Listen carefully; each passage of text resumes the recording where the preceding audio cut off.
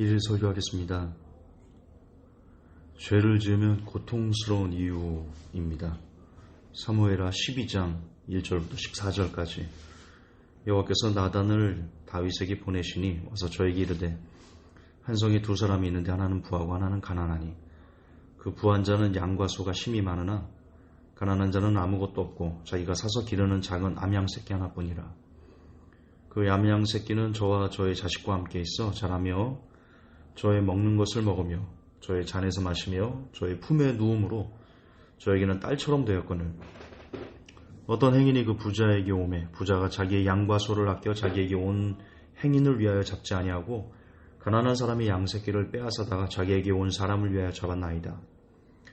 다윗이 그 사람을 크게 노하여 나단에게 이르되 여호와의 사심을 가리켜 맹세하노니 이 일을 행한 사람은 마땅히 죽을 자라. 저가 불쌍히 여기지 않고 이 일을 행하였으니 그 양 새끼를 4배나 갚아 주어야 하리라.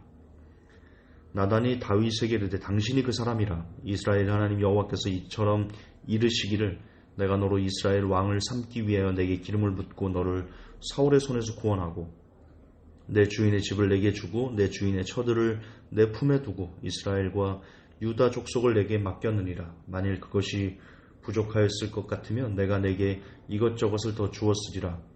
그런데 어찌하여 내가 여호와의 말씀을 업신여기고 나 보기에 악을 행하였느냐.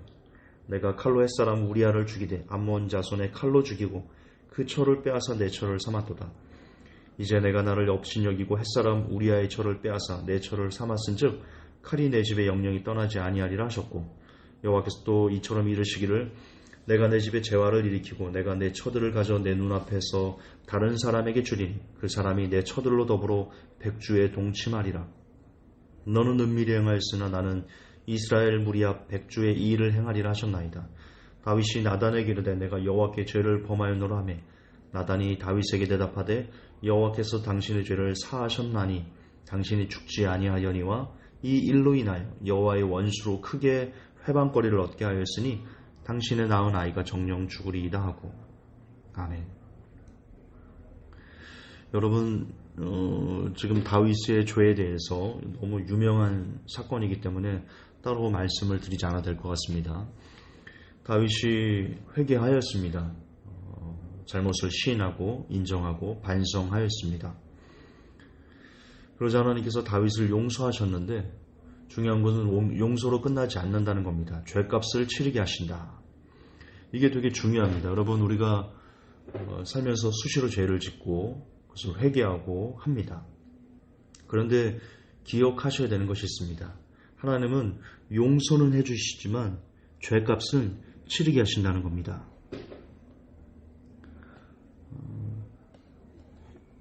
그게 되게 중요한 개념입니다. 죄값은 치르게 하신다. 죄값은 치르게 하신다.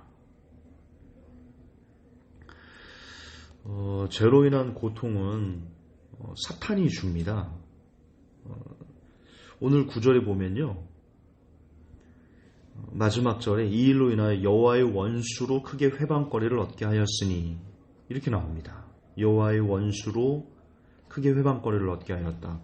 여호와의 원수, 하나님의 원수가 누굽니까? 말해 뭐합니까? 사탄이죠. 네. 따라서 사람이 죄를 지으면 사탄은 사람에게 고통을 줄 수 있는 합법적인 권한을 받게 되는 것 같습니다. 그래서 우리가 죄를 지으면 사람이 죄를 지으면 그 죄로 인해서 여러 가지 고통스러운 재앙을 받는데 사탄이 가져다 주는 것 같다. 저는 그렇게 이해됩니다. 그래서 죄를 지으면 고통스럽습니다. 사탄은 우리를 파괴하고 멸망시키는 존재다. 그렇게 성경이 기록하고 있거든요. 그래서 우리 죄의 그 경중에 따라서 사탄이 죄에 대한 그 결과값을 우리를 고통스럽게 하는 여러 가지 나쁜 일들을 우리에게 하는 것 같다. 그래서 죄를 지으면 안 됩니다. 고통스럽습니다.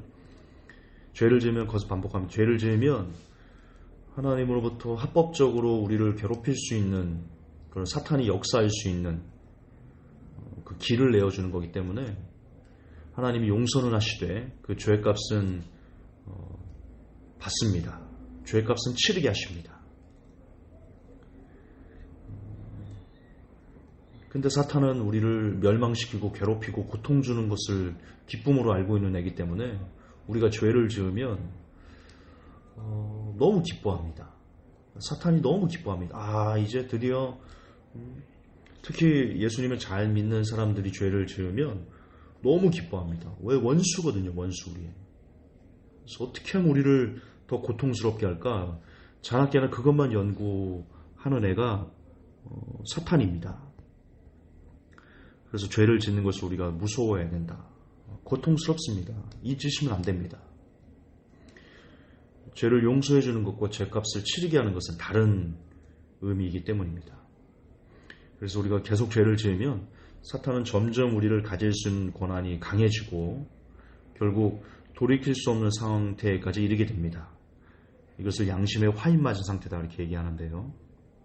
디모데전서 4장 2절에 자기 양심이 화인 맞아서 외식함으로 거짓말하는 자들이라 이렇게 얘기합니다. 양심이 화인 맞는다. 그것은 사탄이 완전히 그 사람을 이제 잡아버렸다. 그래서 회개를 할 수 없습니다.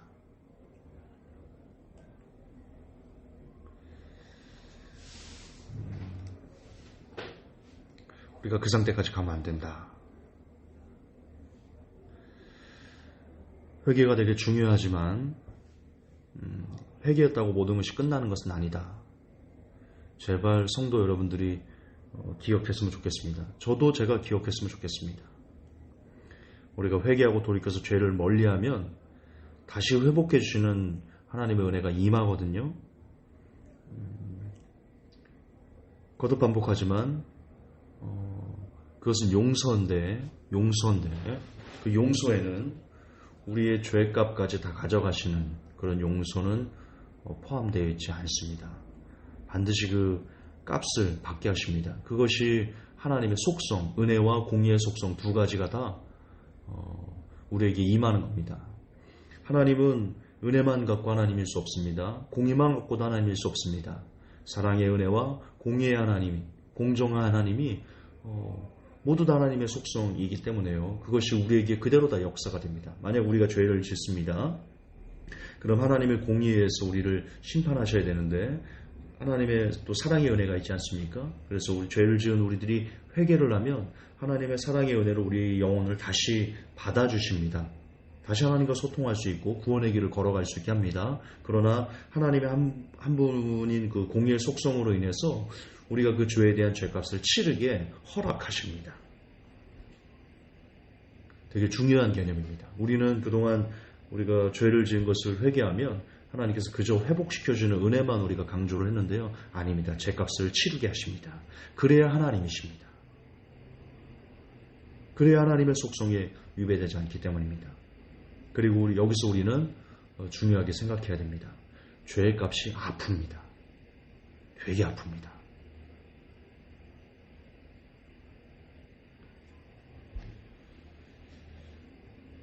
단 여기서 우리가 또 하나 주목하고 가야 될 것이 진짜 회개여야만 합니다. 가짜 회개를 하면요. 점점 더 사탄은 우리를 지배하기 더 편해집니다. 진짜 회개, 가짜 회개가 뭐냐? 가짜 회개는요. 그냥 입술로만 그냥 죄를 뉘우치고 뭐라고 말할까? 가짜 회개는 뭐라고 말할까? 그냥 입술로 잘못했습니다. 그리고 끝나는 겁니다. 그리고 여전히 내가 즐기던 죄를 다시 즐깁니다. 그 가짜 회개입니다. 회개 아닙니다. 회개는요, 돌아서는 겁니다. 내가 지금 즐기는 죄에서 돌아서고자 하는 간절함이 있어야 됩니다. 입술로만 잘못했어요, 용서해 주세요가 아니라 다시는 그 죄를 반복하지 않겠다, 저지르지 않겠다라는 강한 중심, 통해, 자복이 있어야 됩니다. 그것이 회개입니다. 그래서 날마다 기도 때 내가 즐기던 죄들을 미워하게 해주세요. 죄의 권세에서 벗어나게 해주세요.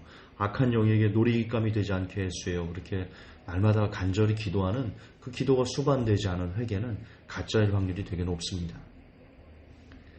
여러분, 내 힘으로 죄를 미워할 수 없습니다. 사람은 그럴 수 없습니다. 그렇죠?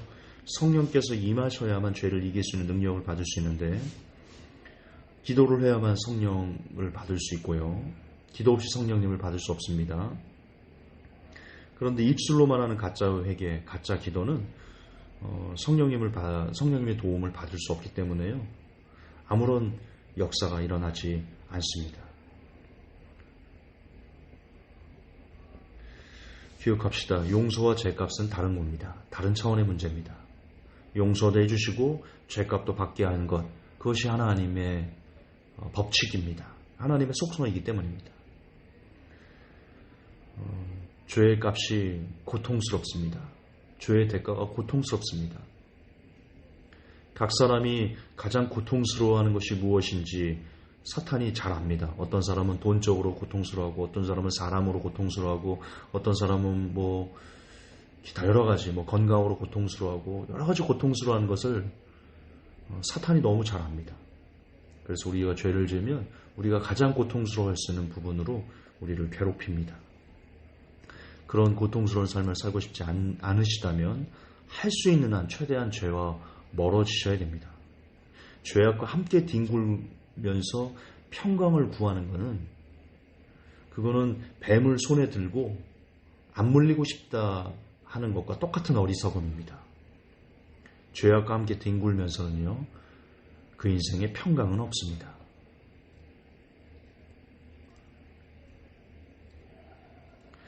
저는 죄악을 멀리하는 것 중에 특별히 술을 멀리해야 된다, 그렇게 좀 강조하고 싶습니다. 여러분, 사람의 범죄에서 빠지지 않고 등장하는 것이 술입니다. 사람의 각종 말실수나 행동실수나 여러 가지 후회되는 일들 역시 빠지지 않고 등장하는 것이 술입니다. 술은 경건한 기도 생활을 방해합니다. 백해무익인데요. 술로 인해서 망하게 된 사람, 술로 인해서 넘어지는 사람들이 되게 많습니다. 그래서 특별히 크리스천들이 술을 경계해야 된다. 할 수 있으면 한 잔도 마시지 않는 것이 좋겠다. 한 잔이 두 잔 되고, 두 잔이 넉 잔 되고, 술이 복리로 늘어납니다. 그러면 훨씬 더 우리가 죄를 멀리하는 거에 도움을 받을 수 있을 것이다. 부디 죄를 지으면 고통스럽다라는 거 기억하시고요. 할 수 있는 한 정말 열심히 성령님께 기도해서 죄와 많이 멀어지는 그런 인생으로 성령님께 주시는 평강을 누리며 사는 제가, 그리고 이 설교를 듣는 모든 성도 여러분 되시기를 예수님의 이름으로 축복합니다. 하나님, 우리가 죄와 멀어지게 도와주옵소서. 죄를 무서워하게 도와주시고, 가벼운 죄를 짓는 것조차 우리가 극도로 경계할 수 있는, 하나님이 미워하시는 죄를 우리도 미워하게 하시고, 하나님이 역겨워하시는 죄를 우리도 역겨워할 수 있는 그런 하나님에게 속한 사람으로 우리가 온전히 거듭나갈 수 있도록 우리 하나님 도와주시옵소서. 예수님 이름 받들어 기도합니다. 아멘.